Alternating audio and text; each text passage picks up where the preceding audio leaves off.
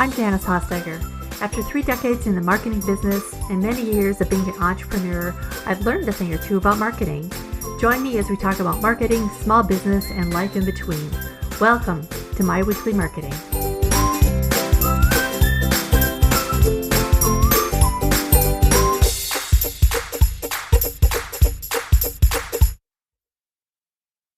Being a guest on a podcast sounds simple, right? You show up, talk about something you know and love, and then boom, everybody knows you're a thought leader in your industry. Oh, and then people flock to your website to buy from you. Okay, maybe it's really not that easy. Behind every great podcast guest appearance, there's a lot more than just chatting into a mic. First of all, how do you get on a podcast to begin with? And then how do you prepare to make your guest spot memorable? And let's be honest, there also is going to be probably some sweaty palms about a question they may ask that you don't really know the answer to. In this episode, we're pulling back the curtain on what it takes to get on a podcast and how to prepare for one once you make the cut. My guest today is Michelle Glogovac. She's a top-rated podcaster, a podcast recruiter, and she literally wrote the book on podcasting with a book called How to Get on Podcasts. Michelle has helped many, many business owners get on podcasts to share their knowledge and their business with the world. So grab your headphones and let's explore how to be the kind of guest everybody's dying to have on their show. Hey, Michelle, thanks so much for joining us today. Hi, Janice. Thanks so much for having me on. So I love to talk about podcasts. I know this is a little meta, right? Because we're on a podcast talking about podcasts, but I think my audience especially is going to be really interested in this because first off, I'll get your origin story in just a bit here, but who should be thinking about being a guest on a podcast? Honestly, I think just about everybody. I think that we all have a story to share. We all have knowledge that we can share with others. And that's really what makes podcasts the most perfect platform because, as a listener, we get to be educated, entertained, we can empathize just by listening to the stories of other people. So if you have a story to share, then I think a podcast is the perfect place for you to do that. Okay. Yeah. I would agree with you 100%. I think that's really what pulls people in. I've listened to podcasts where they just get right to the nitty gritty and you don't really know much about the person that is the expert, the subject matter expert or whatever. And I think it misses something. You miss something in that whole conversation for sure. I agree. I think that podcasts, they allow us to get to know someone and really kind of fall in love with them and, to hear their voice, to hear everything in their own words and to eavesdrop in on those conversations. That's the beauty of of this platform and that we can do that while also learning, something about a topic that we didn't know before. Right. So tell me what your origin story is. How did you start out in this and why podcasting? I totally stumbled. For 18 years, I was in corporate aviation. I sold jet fuel to corporate flight departments because in college, I needed a part-time job and I could walk to the airport. And then when I graduated, they gave me a salary and benefits. I didn't have to move back home like my friends. And I went, I'll just stay. And so I stayed and I, moved around the country. I had different opportunities. I met my husband, who's also in corporate aviation. And then in 2018, I was laid off and I had 2 little kids at home. And it was then that I realized I want to do something else. I want to do something that I feel makes the world a better place for them. And that was when I found the purple button on my iPhone that I could listen to podcasts. And yes, it changed everything. I was listening to a life and business coach who said we all have a purpose and a passion, and we have to figure that out. And I started sharing that message because I was on this quest to figure that out for myself. And she reached out to me and said, do you want to pitch me to be on other shows? Because you obviously resonate with my message. And I had no idea that was even a thing. And this was the early beginnings of podcast pitching as a thing. And I dove into learning everything that went into a podcast because I didn't just want to pitch. I wanted to know what are the mechanics and the tech parts. And so I produced her show. I produced some other shows. I launched my own show, but I fell in love with the pitching part because I get to connect with clients, define their story, their topics, talk to them and say, not only do I get to know you, but that's a really great part of your story or whatever it is that you're teaching, talk about that. and Hmm. connecting with hosts in that regard of who are they trying to reach and bringing these people together in order to do something that really changes the world, in my opinion. As woo woo as it sounds, I feel like sharing these No, stories and conversations is going to make the world a better place. I totally agree. You went through that so fast though. So I just going to back up here. What did you major in college that led you to aviation? Law. Okay. I always wanted to be an attorney. I have my bachelor's and my master's degree in law. Okay. And I thought that I was going to be an attorney, but I kind of chased the money of, oh, I can, if I work, they pay me. And, before a salary, there was Yeah. hourly and, bonus double time and all this. And I was like, this is great. Look at the money that's coming in. And Mm. it was pennies back then, you know. Oh, right, right. Uh, but that's really what I was doing. But I loved the relationships I was making. I loved the people that I worked with, the clients I had. And the law, it helped me too, to be able to read a contract, to go, here's what are the rules and regulations with fuel storage and how the two could interact together. And today, that I do my own contracts. And yes, I have an attorney Mm. and I have a trademark attorney, but to be able to communicate with her properly as well and not be completely in the dark, it's helped. So it's been Totally. useful. Oh, that's super interesting. And I love that because so many of us start out in one, at least our goals in one area and end up in a completely different area. And I actually started pre-law and then I got to my first constitutional law class and I was like, okay, this is not for me. I just kind of crashed and burned. But, but you have to explore those things. And that's true with life too. You pick up things. Heck, I mean, working as a clerk in a department store, I learned, all about like pillows and bras and, all the things that I would never ever think that I would need to know in life. But hey, I feel like I'm pretty accomplished because I had that experience. So, Yeah. yeah, so I love that It's you so applied it. beneficial. In high school, I worked in an insurance agency and I learned so much about insurance of all kinds that is still applicable today, Yeah, so it's been very helpful. that's cool. Okay, so back to podcasting. So what are the key elements that someone should include if they want to be pitched for a podcast? So actually, let's back it up a bit. All right, so let's say I own a business and I think it would be really good marketing to get on podcasts, which it probably would be. Mhm. Are there special elements that would make a pitch more likely to be accepted, or how do you go about choosing a podcast? I'm just asking you like 100 questions at once here. So anyway, so let's talk about the pitch first. Like, how do you go up about pitching a podcast, pitching to be a guest on podcast? So first we want to make sure that you have all of your materials ready for this. So I create a media kit for my clients, which you can do as well. And it has your headshot, your bio, it's branded. So it looks just like your website does, the same fonts, the same colors. You put in your bio, you Mm-hmm. define your speaking topics. And so before you even put that together, you need to work on your speaking topics. And that includes, what is it that what's your secret sauce or the framework? Give it a title for what your knowledge is. Create a title for your story, your journey, whether that's a life journey or your business journey, your career journey. Give that a title. Don't make anything generic. Generic is boring. You want to make it Mm-hmm. stand out. Do you have a timely and relevant topic? Is there something in the news or something that's being talked about that you can talk about? So your topics can always be changed. You're not married to any of this. We're creating a document that can always be updated and should be updated.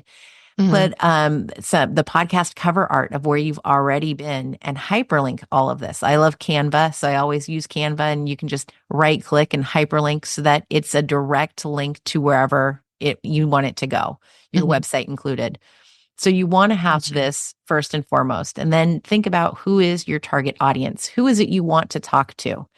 And then start researching podcasts that align with that. Look at who's their audience. You can usually tell by reading the description of a show, who are they trying to target and talk to?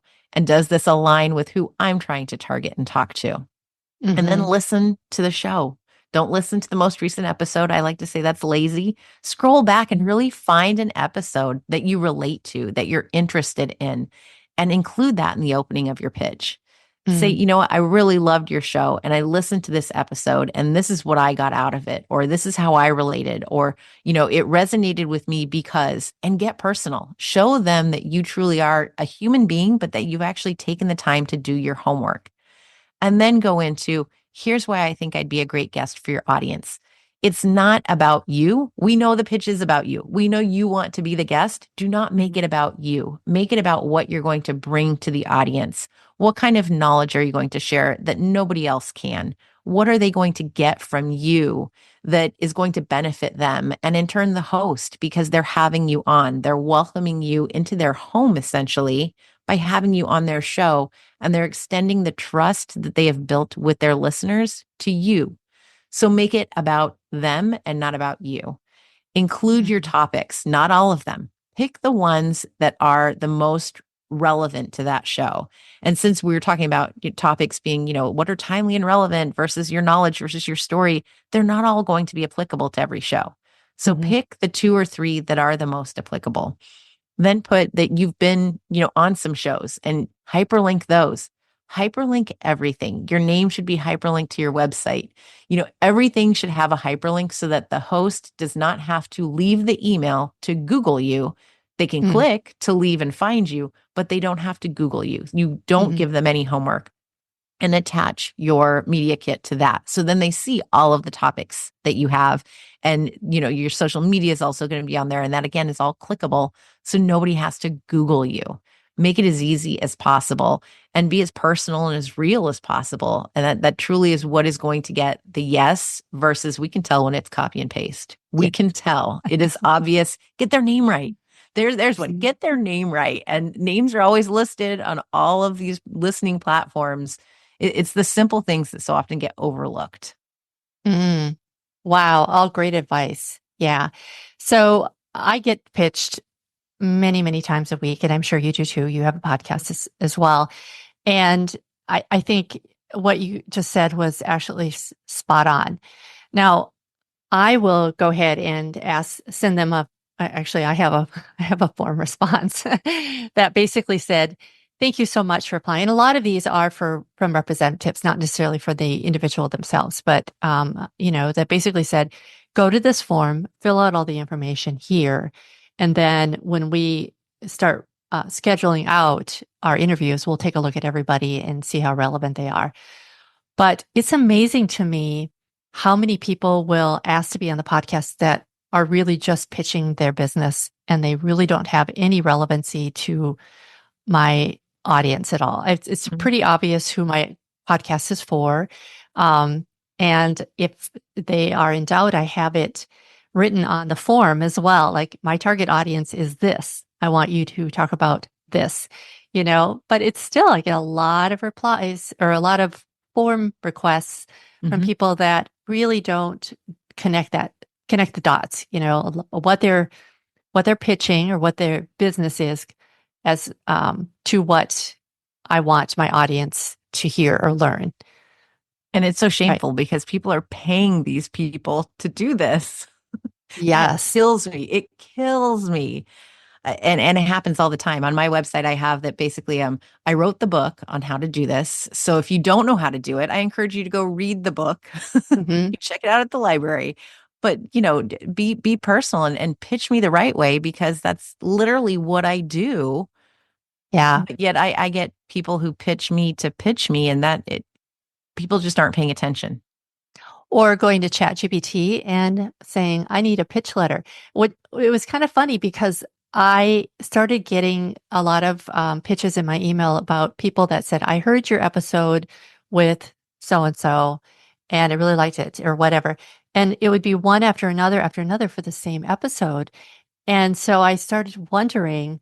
And so I actually put it in ChatGPT, like is, Mhm. and it was the one that they were pulling out. So ChatGPT is good for a lot of things, but I love Not for the fact, yeah, I love that you said make it personal because you really can't tell if somebody has listened to it or what they like about it, or including those little details really do make a difference for sure. I saw an agency post that they're using ChatGPT for their pitches. And so I took it upon myself to use ChatGPT to pitch myself to myself just to see what it would generate. And the lies it came up with, where I had been featured and I was the author of this and that. And I was like, that's not even me. I don't know where it came from, but it told me that no, I will not be using that for my pitches. Oh, yeah. Yeah. I love it as an idea starter. And I've talked about this a lot on my podcast. It's great for ideas. It's great for structure, Mhm. but always, I was a journalism student too. It's like you always double check your facts, no matter what it is, It double even check has a it. warning to check it. Yes, it does. Yes, it does. Not that it will always be that way, but for right now, Yeah. yeah, maybe don't rely on it. But so what should somebody look for if they're going to be researching a podcast to pitch? What should they be listening for? You mentioned the target customer, right? The Hmm. audience. And do you just think kind of like bridge the gap and say, this is why I would be really good on this podcast, or my topic would be really relevant um, going forward? Or do you wait for them to say, this is what the type of people that I want to have on? Does that make sense? Yeah, Like, no, I would be forward and say, this is why I think that my topic and I would be relevant. And, you should have done your homework to make sure that the topic hasn't been covered yet. Because if they just covered it last week, then yeah. there's really no point. And you also didn't do your homework to see that that's been covered. But you can get a good idea just scrolling through the episodes of what is it that they're covering, and would you be relevant to talk about whatever you're going to talk about. Hmm. I think just taking that extra step of scrolling through and seeing, you're going to quickly figure out, yeah, I would be good on this or not. And if you're listening, like I said, you should, you can listen at 2 times speed. Nobody says you have to sit there and listen at the real time. Speed it up. I'm one of those, like, I'll listen to an audiobook, but it's at 2 times. And Yes. the current one right now, she's got an English accent. And I'm like, oh, this might be a little too fast. But you can listen, speed it up and figure out very quickly, is this a good match? Am I going to have a good conversation? Is this the type of show I want to be on? Hmm. And just go from there. Yeah, yeah. Do you ever feel nervous about pitching to the bigger names, like the bigger podcasts out there? Or do you feel like it's a level enough playing field where of course, you never know if you don't try, right? Right. And I don't know if this is from my 18 years of being in sales that I'm just okay with rejection. I'm like, whatever, it's fine. If I don't get it, I don't get it. But we've had some bigger ones this year that we have gotten. And I think that it really depends on what is it you're pitching? Is your topic really that good and that relevant that they want to have you on? Some you will not hear from. Like, I've pitched to Glennon Doyle. Mm-hmm. I've never heard a word. Um, Hmm. but that doesn't mean that the right client might not pique her interest at some point in time. And, you'll get that yes. So you just never know. But I always say, yeah, go for it. Don't go for it though if you've never done a podcast and you have nothing to back Hmm. yourself up with. Hmm. Make sure you Hmm. have some interviews that can showcase that you can speak on the topic, you can hold a conversation, and you know what you're talking about. So I wouldn't just start out going, I've never been on a podcast. Yes, please put me on the number one show, in the world. Start a little bit lower and work your way up. Yeah, yeah. It's like anything, I suppose. All right. So you've pitched a podcast. They invited you on. You probably had a screening interview. I don't know if everybody does that, but I do. Not Not everybody. No, everybody. Okay. yeah, yeah. I would Okay. say less than 50%. Oh, really? Okay. Mhm. All right. So what are your top tips for getting ready for that podcast interview? I always say go back and listen to another episode so that Hmm. you can really prepare for it. You know your topic, your story. And so if there's a reminder you need for yourself that you forget to mention one certain thing, I had a client who she for 10 years worked in a corporate job where she couldn't use the word change. She was in a marketing job. She couldn't use the word change. They would cross it out of everything. Okay. Today, she owns her own company and she has the change marketing network, the change framework. Everything is change related. And when I interviewed her, I knew this and she didn't bring it up. And so I said, you need to put a post-it on your screen that says change. You need to remind yourself to mention that because it's such a big part of your story and why you are who you are today. So if you need that Mm-hmm. reminder, Put a post-it on your screen because nobody's going to see your screen but you.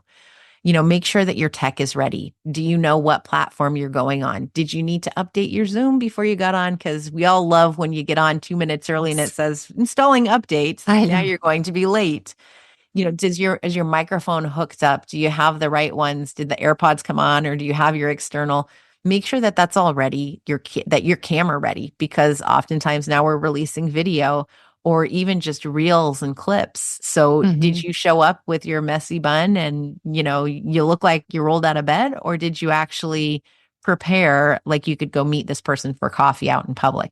So make sure that you're simply just ready. And I think that's going to help you also if you have any kind of anxiety about talking, being recorded. You're talking to a stranger essentially, but if you've listened to their episodes, you get a feel for who they are already. And that I Hmm. think alleviates a lot of those kind of jitters as well. And those would be my big prep. Get your tech ready, be Hmm. camera ready, and listen to an episode so you can become familiar with the person you're about to have a conversation with. Hmm. Love that. And relax, Yeah. you I know? think if you prepare those things, it helps you relax, Yes. Yeah. essentially. Yeah. Yeah. You're absolutely right. So is there some things that guests should avoid doing during an interview? Like never do this kind of advice that you've given? A lot. Make sure your phone is in airplane mode. That would be first and Hmm. foremost because we can Hmm. hear it. The dings pick up. We can see if your eyes are suddenly looking down, Yes. looking around. Um, Make sure that you don't have clangy things, that you're not banging, a metal straw Bracelets. on. Yes, Yes. earrings, any kinds of those things. Make sure that that's, all not there, not part that's going to interrupt something. Make sure that when you're talking, you're not selling something. Hmm. We know that you want to sell your book, your product, your service. At the end of every interview, you will be asked, where can people find you? And that's your turn to plug whatever it is you want to plug. But show up and be ready to just share. Share yourself, share your story, share your knowledge, and make it as worthwhile for the host and the audience as possible. Don't go into saying that I have a book and I wrote a book and I did this book and my book came out this. Don't, it's because again, we know this is about you, but don't make it about you. I think that's where Hmm. we see the slimy salesperson, the car salesman come out. Yes. Yeah. And that's part of the reason I do the pre-interviews is that I want to see how are they going to connect what they have, be it a book, a product, a business, to what my audience really needs to hear, which is they want to learn something, right? We Hmm. don't tune in to get sold to ever. Right. We can watch TV for that. There's plenty of ads. So true. Yeah, so that's awesome. And I was actually just going to ask you how could guests add value without being overly promotional? But I think you hit it on. I mean, there are times where you want to refer to your book, like you did earlier. You have a book, and it's really valuable to the listener to know that as well. But yeah, you don't always want to just dwell on it. Okay, so we've done the interview. It went well. What do you do? What about after the interview? Do you do kind of follow up or what do you have a process in place? The interview does not stop just because the recording did. And so I compare the whole process to a dinner party. You've been invited to the host's house, which is their show. You've had a wonderful dinner and you conversed and you were engaging. Now, what do you do after the dinner party? Usually it's a handwritten thank you note, or you've said thank you in a text, or you're sending pictures, or you're doing something. What do you do with a podcast interview? Well, you're going to repurpose it. You're going to break it down into different marketing pieces, whether it's taking quotes from a transcript and promoting those as your social media, taking clips and making reels, doing something with it, putting it on your media page, creating a blog post out of it, sharing it on Pinterest, Mm. putting something somewhere and tagging the host. It's going to create marketing content for you, but it's also thanking the host for having you on. And it's growing their listener base because a lot of your audience probably weren't listening to that show before. Now Hmm. they've been alerted to this podcast. They know that you've been on. It gives them the opportunity to hear more from you, but then it also gives the host another download. So Hmm. you have to say thank you in that regard. And there's so many different ways you can repurpose a podcast interview, way more than you could a TV interview, because it's a long form content of 30 minutes or so that sometimes it's video included, but you have audio and you have transcripts, and you can add it to Spotify and create a Spotify playlist, and there's just so many different Mm. places that you can put it and help it grow as a way of saying thank you. I love that Spotify idea. I never thought about that. Yes, I make a Mm. Spotify playlist for every client. So you can, on Spotify, you can create a Mm. playlist like you would with songs, but Yeah. do it for Yeah. podcast interviews. You can Of change the course. cover art to be your headshot, and I brand all of those too. So book cover would go on there. And then you get to name it, Michelle Glogovac podcast interviews. And then the description is basically my bio. And these are all the places that I've been. And every time an episode goes live, we add it to the playlist. And then I love that. the link can be embedded on your LinkedIn under your media for your current job. It can be embedded onto your website so that once you add it, it automatically updates everywhere. And then I also Right. use the icon to add it to the media kit. So it's like a one and done type of thing. And you just have Hmm. the same link for everywhere. Oh, love that idea. Yeah. There's so many ways we can integrate and repurpose Yeah. so much of what we do that, we don't, and that's something I think no matter what kind of content you're producing or being part of, you really do have to think about how you're going to spread that out and use it in different ways, because otherwise you're constantly creating content and you got no life, right? Yeah. Yeah. And like, what's also the point if you're going on these interviews and then you're not going to share them and you're not going to use them? Yes. Then Yeah. why are you doing them? Yeah. Right. Right. And as a podcast producer, I am so thrilled when guests do that, because Yeah. I do get a lot of my followers from other people's podcasts or other Hmm. people who listen to other people. Or what am I trying to say? But both, actually, people that Yeah. listen to my podcast through my guests, or um, when I appear as a guest on other people's podcasts. So yeah, definitely very valuable. So do you feel like there have been some memorable podcasts that you've done, or some memorable guests that you've had, or um, some unique or unexpected questions that you've had? I can think of the coolest interview that I've had a client do was actually, I thought it was cool because I'm a big Chelsea Handler fan. Chelsea Lately, she's a Hmm. comedian. Hmm. I got her on Heather McDonald's Juicy Scoop. And Heather, I had Oh, watched over the years, and it was in person in LA in a studio. So I flew down too. And I thought that was like the coolest to be able to meet yes. Heather and to be there. Yes. And to be, it's different when you're in a studio versus you and I who are at home and we're doing this ourselves. Yeah. But here we are with different cameras, and, that producer's there, and we can talk to each other. They're talking to each other. And I'm like, oh, edit that for me, please. We need to cut that. And she's like, okay, yeah, I see that too. And it was just a different dynamic that was really cool to be involved in, get to witness and be a part of. For me and my guests, I love every guest that I have on. I say that I'm very selfish in my show because I want the people that I have on, I want to hear their stories and I want to get to know Hmm. them. Hmm. And so I have people that, they've come from all walks of life and things that I've never experienced, whether it's a former federal prison inmate and, to, a New York Times bestselling author and everyone in between. I'm fascinated by what they've experienced and how different and yet how the same we are, that we all have pivots in life. We all think we're Hmm. going down one path and then there's something else that changes where we're going and what we've learned along the way. So that's my favorite. Every guest is my favorite. So for sure. I Yeah. don't know about the questions though. No, nothing stands out question wise that I've been like, oh wow. Nothing stumped you so far. No, no. So far, so good. Knock on wood. And I don't think there's a podcast host out there that really wants to, throw their guests under the bus, so to speak. I hope not. Yeah. You never know. We're all human, but hopefully not. Yeah. Yeah, yeah. So that's super interesting. And I think you were talking today about being a guest on a podcast, but having a podcast too is like a whole different conversation for sure. Hmm. And really understanding, when you should do it and what's involved in it and everything else. But I've always thought about doing the live studio thing, and it would definitely take everything to the next level. So for the time being, it's going to be, scrappy from my office kind of thing. It's too But much effort to go somewhere. yes, I have had a guest though ask me if if I'm going to be like, I think it was LA actually, if I'm going to be in LA in the near future, and I said, maybe next year, but and then they said, well, no, I'm not going to do your podcast unless it's in person. It's like, okay, well, that's up to Interesting. you. Yeah. So, but yeah, so it definitely varies. But so how can people find out more about you and your book and all the things that you offer? Well, thank you for asking.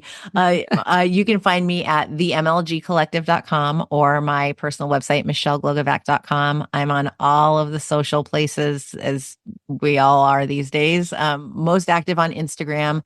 My book, How to Get on Podcasts, is available everywhere you buy books, and the library too. There's also an audiobook. So if you like the way I sound, then you'll want the audiobook because I narrated it. Awesome. That's my favorite thing when the author actually narrates their audiobook. I just, it's I great. loved it. I fought for that. Oh, and then I also have my podcast, My Simplified Life. We My can't forget Simplified that Life. one. Yes. Okay, perfect. Thank you so much, Michelle. I sure appreciated having you on and I learned a lot. So thanks so Thank you much. so much. I appreciate you. So are you ready to pull together your information for your guest appearance and start reaching out to podcasters? As someone who screens and talks to guests each week, I recommend giving it a try. You have a story to share and expertise that can help many other people and highlight your business and brand at the same time. To learn more about Michelle, her book, or anything else we talked about in this episode, visit myweeklymarketing.com/83. Thanks so much for joining me today. I always appreciate you. Take care. See you next time. Bye for now.